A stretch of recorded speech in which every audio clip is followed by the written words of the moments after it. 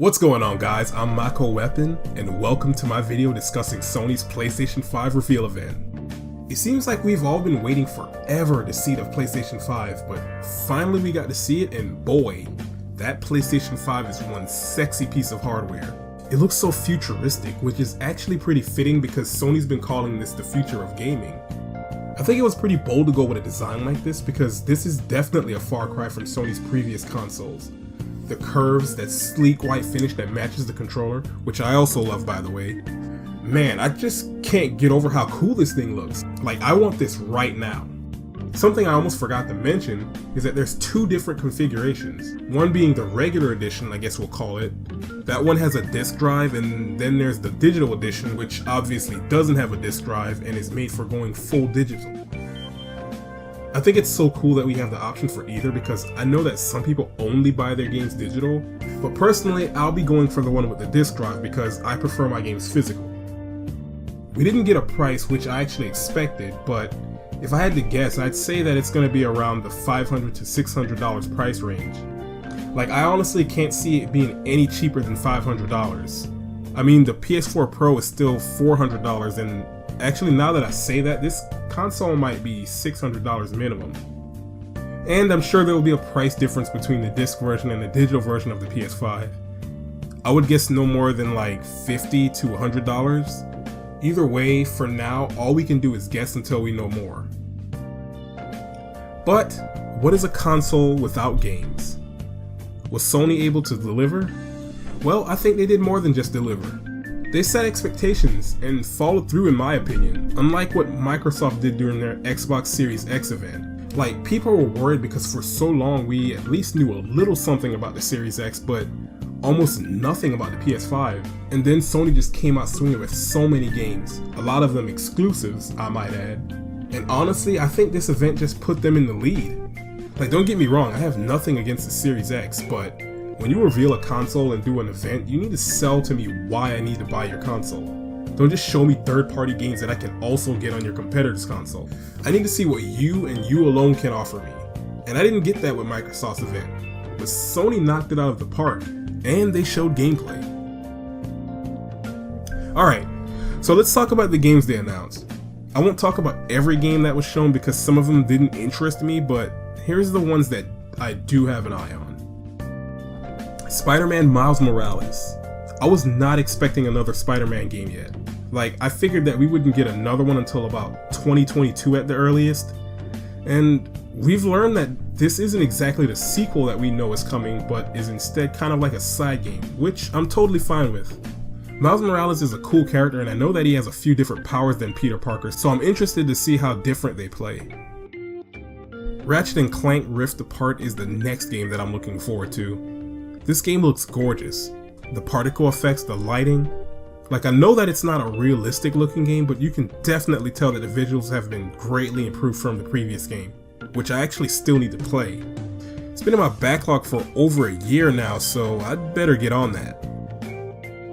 Of course, I have to mention Project Athia by Square Enix and Luminous Productions. We don't know too much about this one besides there being a female lead and some glowing wolves, but I'll definitely be keeping an eye out for it.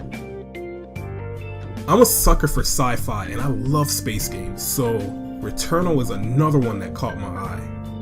The protagonist crash lands on an alien planet and has to relive the same events, including her death over and over, and the planet changes every time she dies. That sounds kinda trippy and right up my alley, and it kinda sounds to me like it's gonna play like a roguelike, but I guess I'll have to wait and see more. Kena Bridge of Spirits might be one of my favorite games shown here. That game is so adorable. Like, if you showed me this trailer without the gameplay and told me that it was a Pixar movie, I wouldn't even question it. It has that same charm, but the gameplay is really what got me interested. It looks like it kinda plays like Zelda Breath of the Wild a little, and that's a good thing to me. I love that game. So this one is definitely one that I'm looking forward to. When Ghostwire Tokyo was announced a few years ago, I was under the impression that it was going to be a survival horror game, so I was pretty surprised to see such heavy action in the gameplay. Especially considering it's Tango Gameworks making this, the same devs that made the Evil Within series. Like, I'm not sold yet, but I'm willing to see what else this game has in store, so for now I'm slightly interested. I really like the art style in this one. Little Devil Inside is an adventure game that features stealthy exploration, combat, and hunting creatures. The trailer had me intrigued, so I looked into the game a little more and found out that it was on Kickstarter back in 2015. There's a lot of information on the game there, but I don't know how much of that is relevant still because that was from back in 2015 and things can change, but it's nice to see that the team working on this game are closer to having it released. I was pretty surprised to see Demon's Soul getting a remake. I played this game a lot back on the PS3 and actually it's the only Souls game I ever played to completion. I'm pretty down to playing this one again and I can't wait to see more gameplay of it. If you've ever played Dishonored, then there's no way that you don't recognize the gameplay in Deathloop. I thought that this one was pretty cool. I like the art style they were going for and I'm interested in the concept of restarting the time loop to rectify things, but I really want to know how the rival assassin plays into gameplay. Like, will they pursue you throughout your missions dynamically, or will it be scripted encounters? I've got to see more of this one. It looks like we've got that announcement of Resident Evil 8 after all. I heard some rumors a while back that this was being worked on and now we know that it's called Resident Evil Village. I really liked Resident Evil 7, mostly because it was the first survival horror game in a while that actually had me scared at times, so I really can't wait to see more from this one. It's first person like RE7, which is a very good thing in my opinion. I know that some people prefer the over the shoulder, but I thought that the horror in RE7 was really well done, particularly because it was in first person. And the final game of the show was Horizon Forbidden West, the sequel to Horizon Zero Dawn. I was not expecting this one as a game to come out early for PS5. Like, we don't know for sure if it's a launch title, unless I missed something, but it was the perfect game to end the show with. The trailer beautifully showed off what the PS5 is capable of, and this is just the beginning.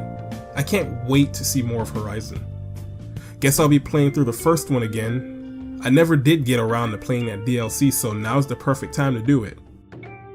And that's it, guys. I feel like there was a lot to be excited about. A little something for everyone, no matter what type of games you like.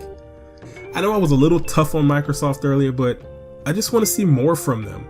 Like, don't get me wrong, I don't favor one company over the other. I just care about games in general.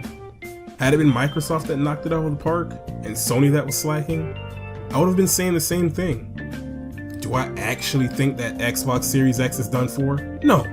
Of course not. I know that some people get attached to certain companies and feel the need to defend them, but it's okay. You don't have to do that here. Everyone is welcome. Let me know down in the comments how you felt about this PS5 reveal event. What games did you like and what do you think about the console's design? I'm telling you guys, I love this thing. This has to be my new favorite console design. It's just so different.